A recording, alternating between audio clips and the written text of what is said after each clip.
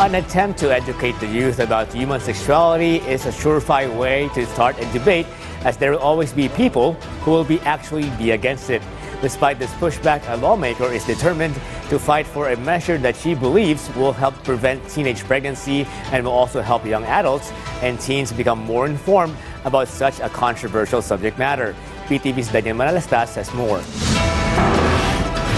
Some senators are pushing for a bill called Prevention of Adolescent Pregnancy Act, or Senate Bill number 1979. This bill aims to prevent early teenage pregnancy, which has been a growing problem affecting teenagers, even minors. In 2019, according to Senator Risa Hontiveros, NEDA described the problem as a national and social emergency. This bill isn't just necessary, it's urgent.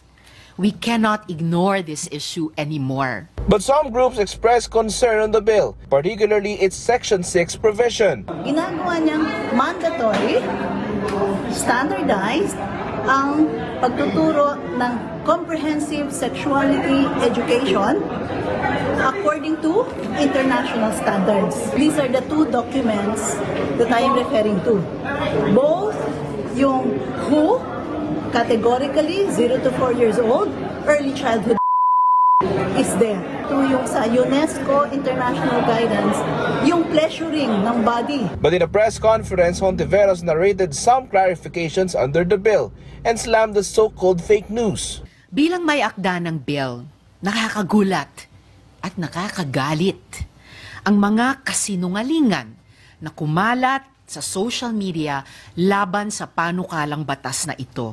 Una, walang anumang probisyon tungkol sa pagtuturo o paghikayat ng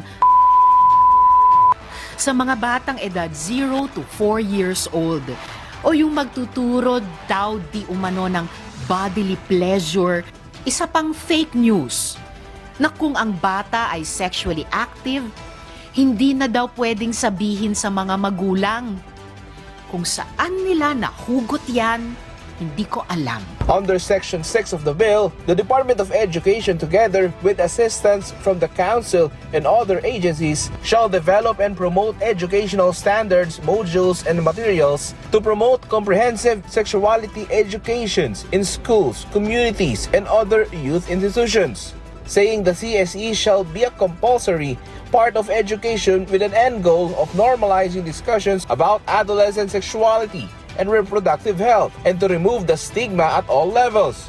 Part of the provision of Section 6 also reads that the CSE shall be standardized and implemented in all public and private basic education institutions, and the CSE delivery shall not be dependent upon the discretion of the school administration, saying it shall be integrated in the school curriculum guided by DepEd and international standards. Meanwhile, DepEd Secretary Sani Angara said the department assured its actions aim to positively respond and address the needs of our learners. Angara added he acknowledges the concerns regarding the current implementation of our comprehensive sexuality education and the provisions in the Senate bill as well. He added that he listened then as a senator and still does now as a cabinet secretary, and that DepEd is open to discussions and suggestions. Meanwhile, according to some senators, meron ring nakasulat doon na meron ring international standards.